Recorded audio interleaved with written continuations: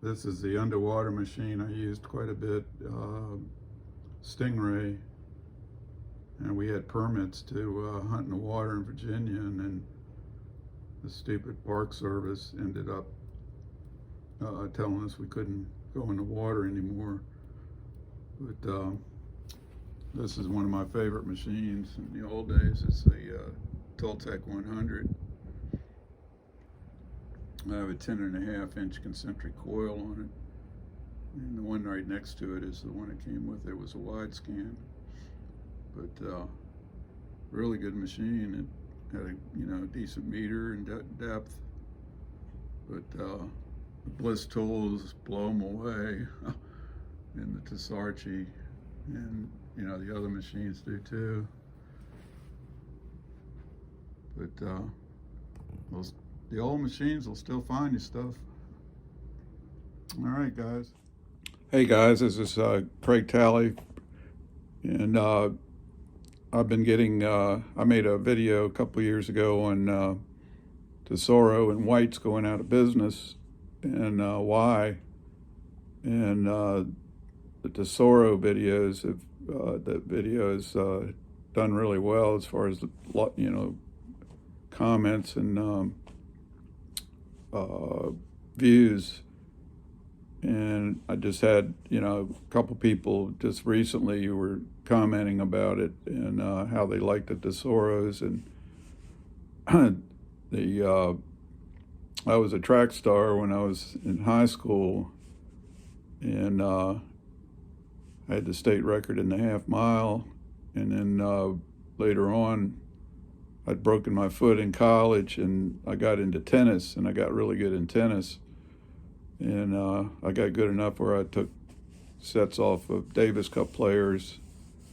I used to play against a lot of NFL guys and stuff, and then I got injured in that, and I got to the point where around when I was 33, I had seemed like I'd go a year and I'd have an injury and have to rehabilitate, and then I'd get back out and start playing again, and it just didn't work. I was just, I got to the point where I was just getting injured all the time, and so I got a call from a good friend of mine that I didn't know at the time. He metal detected, but I played tennis with him, and he convinced me to come out and play some doubles. And so when I got there, he was all excited, and he said he found a gold coin. And I said, "You found a gold coin? How'd you do that?" And he said, "With a metal detector." And it was a $1 gold piece. And I'd never even heard of anything like that. So after we played tennis, he took me over to his house and showed me. He was actually a dealer and sold metal detectors on the side. He was a lawyer, and so I was really interested, and I ended up buying a Tesoro Royal Sabre, and it only had a 7-inch coil. But I started going out, and the first week I was out, I met I started finding stuff. Even found, I think the second or third day, I found a 1909 wheat penny, and Cameron Valley was just loaded. It was a World War II housing project and also a welfare site, and there was just thousands and thousands of coins that had been dropped there. Also, up at the top of the hill across the street was a fort, and Alexandria was taken over. The first city was taken over during the Civil War, so they had hundreds of thousands of troops in that area camped out the first year. So I started hunting and ended up getting a Technetics, which had a meter that and also tone ID, and I did real well with that, and ended up getting a Toltec 100, which was Tesoro's top of the line machine as far as with a meter on it. And that one really, I found so many coins with that machine. It was unbelievable. And I ended up becoming a dealer myself, so I could get, I started buying and selling and trading metal detectors. And over the years, I've had 49 detectors personally.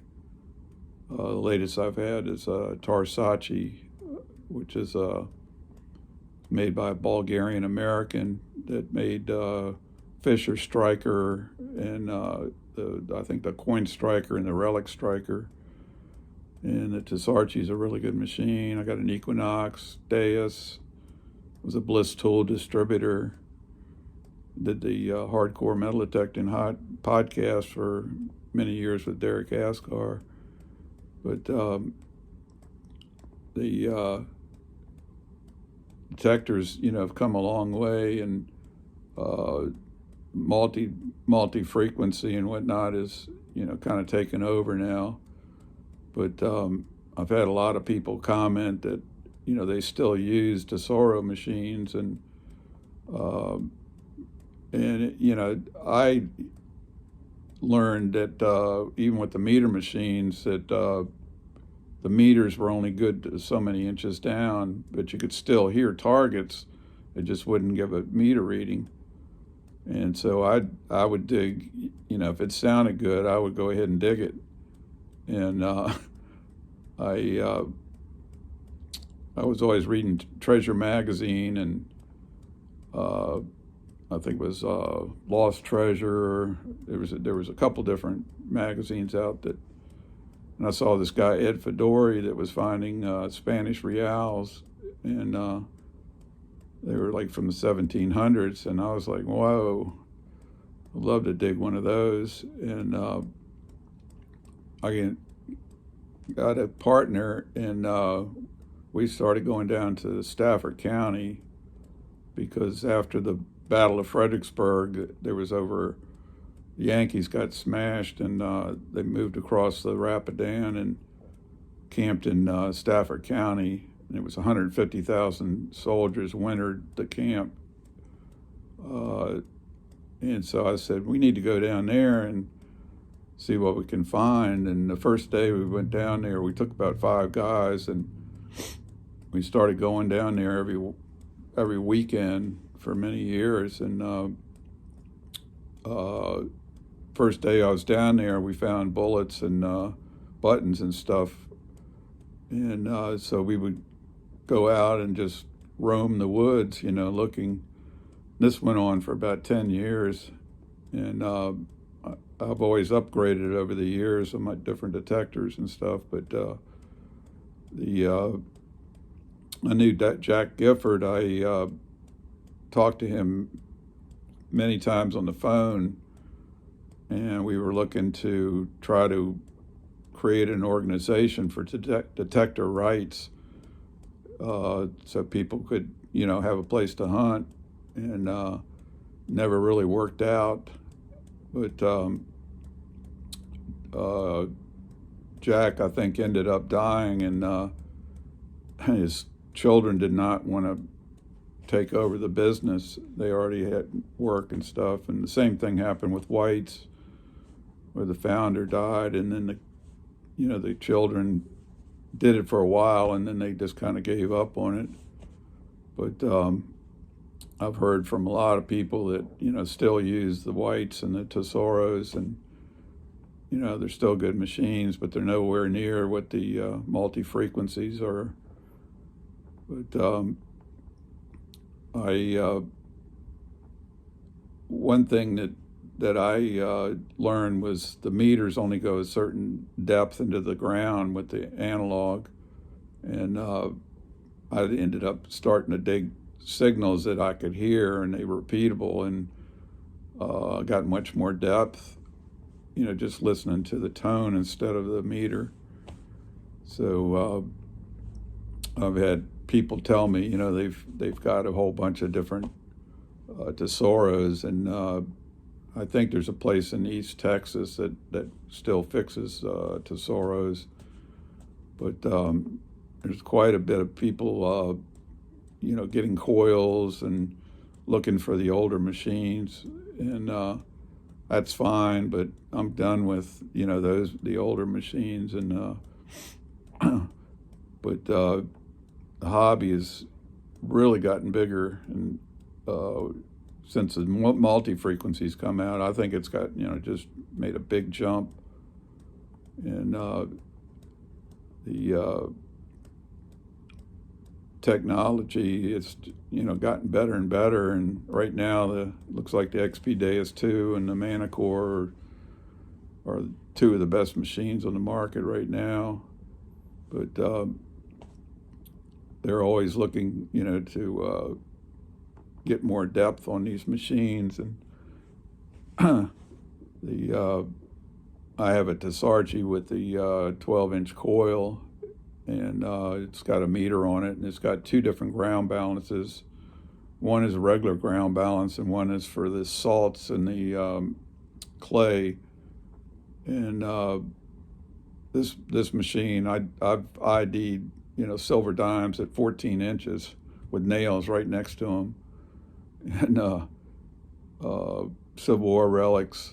I've dug bullets at 14 inches and probably even a little bit deeper than that, and also really tiny buttons. I can get like at 8 inches deep. So the technology's just really gotten better and better.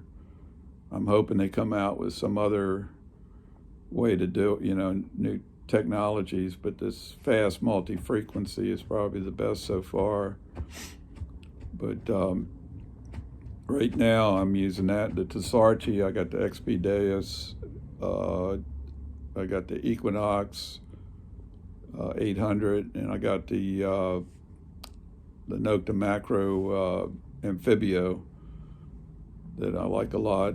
And so what do you guys think? And what are you using? And give me some comments. All right, guys, have a great day.